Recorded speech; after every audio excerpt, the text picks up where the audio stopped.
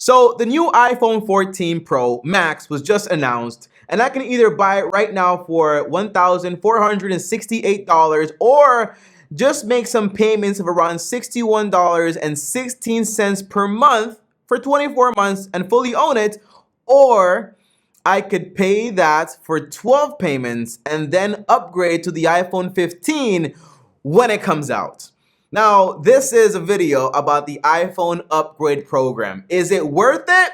Is it not worth it? And by the way, it is hard for me to look at Apple as a consumer and not love it. And it is even harder for me to look at Apple as an investor and not love the company overall.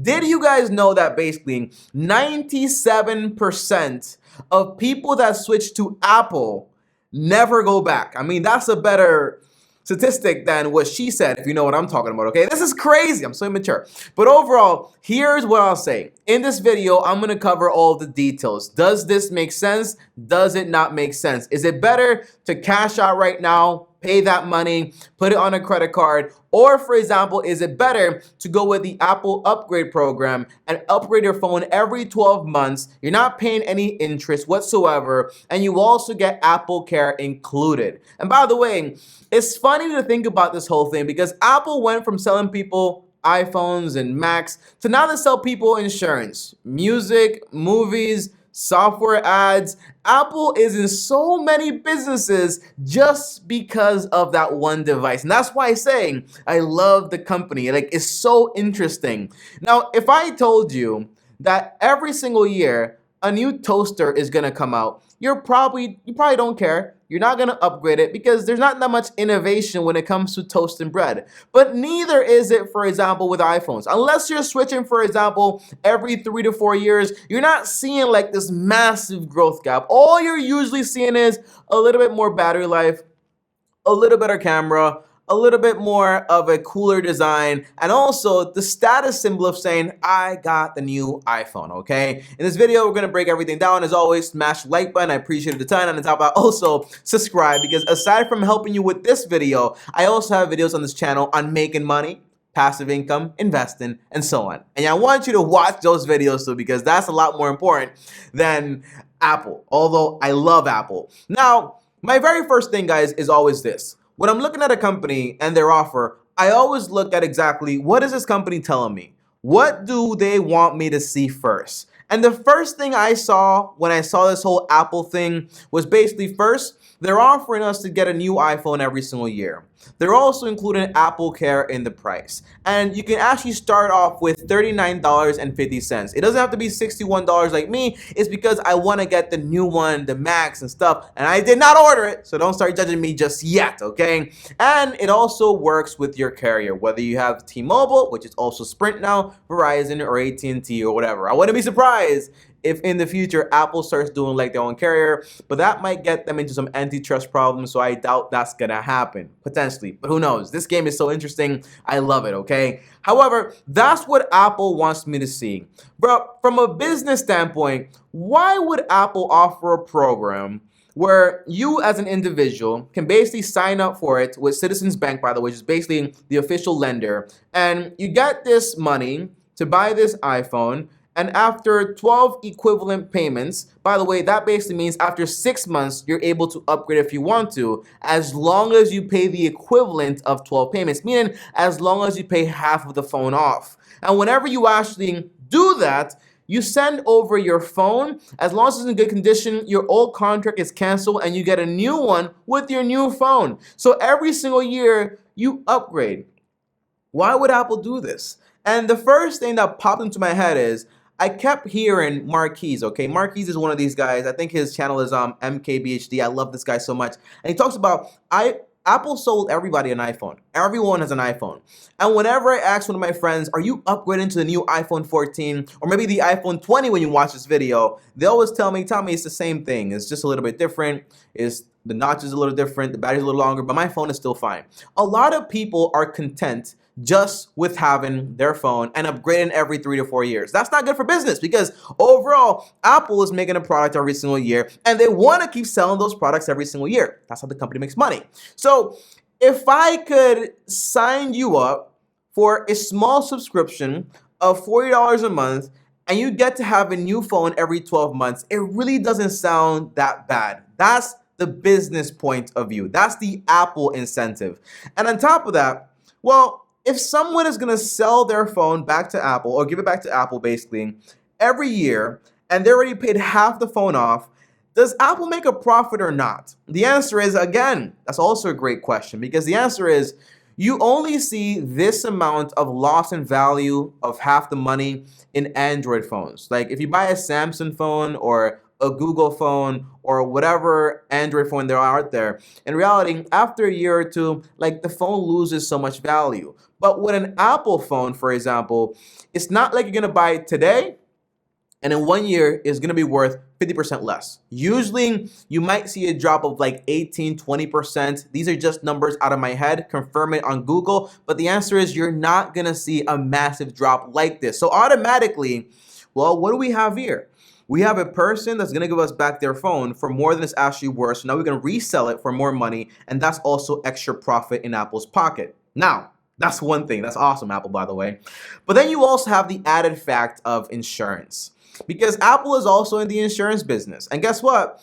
This entire payment comes along with Apple Care Plus, okay? Not the Apple Care Plus along with theft protection, which by the way, you can add that in for an extra $2 to $3, which is great, which basically means if I lose my phone, if it gets stolen, I can basically just pay like $150 or $200 and get a new phone right back, no questions asked, okay? Just gotta keep Find My iPhone on always so they know you're not stealing it and doing any funky business. Now, how does this help Apple? The answer is, well, if you sign up for this insurance business, it might not seem like a big deal, but $10 to $14 and you have millions of people on this program, that's a lot of money per month, especially if not a lot of them are losing their devices. And on top of that, not a lot of them are damaging their devices. That means more money in Apple's pocket, which creates floats because when you pay that money in, they can use that money for whatever they want. More investments, more research, a lot of stuff. Again, Apple, from a point of view of business, is doing amazing things here. I love the company. And by the way, did you guys know I'm not a hypocrite. I do what I say I do, okay? I have the iPhone X. This is the iPhone XS Max, and it's about 4-5 years old. I really don't know at this point. But you know, every now and then, after a while, iPhone batteries, they deteriorate. That's why I have the Apple case thing. But even then, it wasn't really performing that well. And you guys know when that happens, it slows down, right? The whole process of the phone slows down. So I went ahead, I went on Amazon, I got me a battery replacement, and it was cheap, it was actually bigger. But you know what happens? Well, whenever you go, for example, on the battery section of the Apple network, guess what it says? It says right here, Tommy, you have inside of your phone an unknown part, because this part is not official by Apple. Now, this might not seem like a big deal to you, but it means that now, I wouldn't be surprised if before you know it, Apple just rejects flat out any product that's not fully Apple genuine. That might be a possibility in the future, which gives them even more power. Again, this company is just amazing. But let's get down to the nit and grit, okay? That's not that word wrong, okay? I think so. But overall, is this a good idea? What are the pros here? The answer is there's clearly an alternative. If you want to get the latest iPhone, and let's say you pay, for example, $1,000, not including taxes, well, you pay $1,000. The big con is you're spending all that money at once. But this way, you have the phone. It is fully yours. And yes, you can get insurance on it, like $10 a month, not that bad. That's like around $120 every single year, right? That's an added cost to it. But now, after the year is over, when the new iPhone comes out, you can always resell that phone for like 80 to 90% of its value, right? And then basically get all that extra money and then buy a new phone. This way, you kind of just retain some of the value without worrying about Apple getting so much money from the trade-in instead of you selling it, for example, in the third-party market. However, though, if you can afford and you really don't care about, for example, the money you're losing here, because in reality, what this deal is a deal that benefits Apple a lot, but for the consumer standpoint, it's kind of like I pay $40 a month.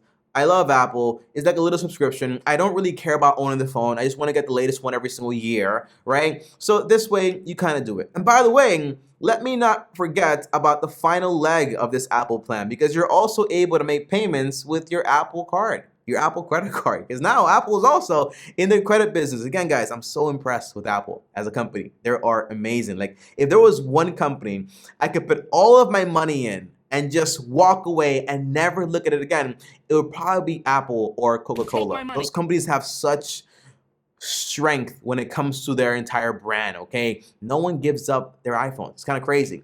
But overall, that's the idea. If you don't care about it, and you don't mind, then it's probably a good deal. But overall, if you don't want to be an idiot and you want to be smart financially, the answer is it is a terrible investment, because overall, you're paying for something in perpetuity. You're never going to own it. You're always going to get the latest upgrade overall, but in reality, do you need it? The answer is no. Right? So that's the whole idea. So that's why even to today, I still retain my iPhone X and I never buy the latest iPhone. Although I'm always tempted. Always, every single time I am tempted. And I saw the new iPhone, iWatch Pro come out, and I'm a runner, and I'm like, I want that. It's only $800. I'm like, what? $800 for a watch? That's so much money. But I never get these things brand new, and I'm not gonna start today. But overall, it is what it is. Now, I do want to say one last thing here, guys. If you do have, for example, a large of money in your investments, right? You have no debt really. You have a fully blown emergency account. You have a paid off home. Like, your finances are basically stellar. You are the example of stellar. And you just want to treat your iPhone instead of an asset more like a bill. And you want to spend $40 a month. I'm not really going to judge you because you can basically afford to do it. But overall, if you are, for example, broke and you have no investments, you have no emergency fund, and you're basically very unstable financially, the answer is you should not be buying a new iPhone. You should not be subscribing to get a new iPhone every single year, and you should not be worried about this every single year, okay? And one big thing is, guys, one big con is that whenever you're buying this phone, you obviously have to lock it into your carrier. You can't resell it. You can't do anything like that because obviously you don't own the phone. It belongs to Apple or Citizens Bank, whatever you want to call it, until you actually pay it off in full. And by the way, the cool thing about this is that it is zero APR, so you don't pay any interest, but overall, there's still a profit margin here. And there's still several layers of profit in here because you have, for example, the profit they make for selling you the phone, the profit they make on the trade-in, the profit they make on the insurance, the profit they make for you, for example, using the phone and watching all the ads they're providing now, the profit they make on all the apps you're using, for example, the music, the movies, and everything else included. Again, I love the business model of Apple, but you don't want to be an idiot, and I'm not going to be biased and act like there's nothing wrong here. The answer is, if you are financially unstable, this is not something you should be subscribing to. However, if you have full-blown financial capabilities and you are basically intact and you want to treat this phone more as a bill instead of like an asset that you got to basically just own and just like not worry about it, the answer is that's fine, okay? But overall, the way I see a phone is like a toaster. Whether there's more innovation every single year, whether the toaster has a touchscreen now, it can make it toast yellow or golden, whatever it is, I really don't care. It's still a toaster. It still does the exact same thing. I can still make calls. I can be on social media. All the things I can do with this phone that you can do with your phone. Maybe the photos aren't that good, but overall, is it really needed? The answer is probably not. But that is it. Don't take my advice. Listen to what I said. And then go do some research out there and then make your own decision. Don't be a follower, okay? This is your choice, and that's why I love personal finance, because personal finance is personal. Thanks for watching. As always, like, subscribe, hit the bell so you get notified. Comment down below iPhone so I know you made it all the way to the end of this video.